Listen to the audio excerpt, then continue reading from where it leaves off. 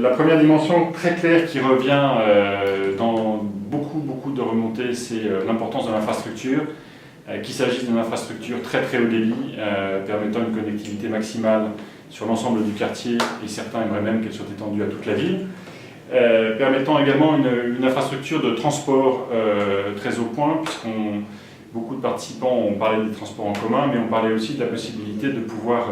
stocker les transports sur le quartier, c'est-à-dire de pouvoir déployer des stations de Vélib et d'Autolib en quantité suffisante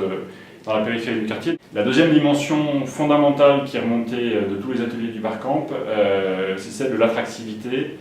de la manifestation d'attractivité et de la capacité à unifier, défragmenter,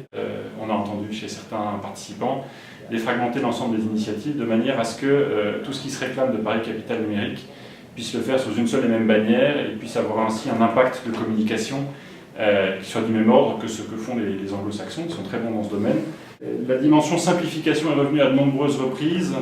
notamment sur la simplification de toutes les démarches auxquelles sont confrontées les entreprises qui démarrent, que ce soit pour se constituer, que ce soit aussi pour pouvoir profiter de toutes les aides très nombreuses qui existent et qu'elles ne connaissent pas nécessairement, sans avoir pour autant besoin d'y passer 6 mois, et plutôt de pouvoir se concentrer sur leur développement de leurs produits. Cette dimension de simplification elle touche aussi l'international,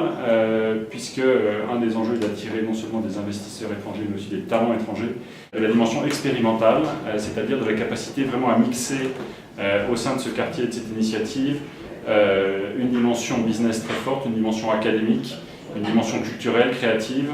et d'ouvrir le fruit de ces explorations le plus largement possible au public, de manière à faire rayonner Paris non seulement comme ville lumière, mais aussi comme ville numérique. Sur les talents et l'attractivité et les succès, on a vraiment en France aujourd'hui, il y a de nombreux domaines dans lesquels on est géniaux, mais il y en a 2 en particulier sur lesquels dans le numérique on a vraiment un potentiel qui est loin d'avoir atteint son seuil de transformation. Il y a tout le domaine du big data dans lequel la recherche mathématique et l'école mathématique française fait des merveilles, avec un ratio de médailles Fields par habitant qui est simplement totalement anormal et qui est loin devant les pays qu'on pourrait croire les mieux dotés en la matière, qu'il faudrait qu'on arrive à transformer en succès de business, et donc arriver à passer des algorithmes à l'implémentation, c'est un des enjeux des années à venir. Et l'autre domaine dans lequel on a une excellence française, c'est la capacité qu'on a d'associer les atomes et les octets, c'est-à-dire de fabriquer des objets communicants, de les relier entre eux par des plateformes. Les pionniers dans la matière ont été Withings, Parrot et d'autres entreprises du même acabit, mais derrière eux, il y a tout un train de petites sociétés qui se lancent, qui ont des succès qui sont plus que des succès d'estime dans les salons internationaux comme le CES, gagnent des prix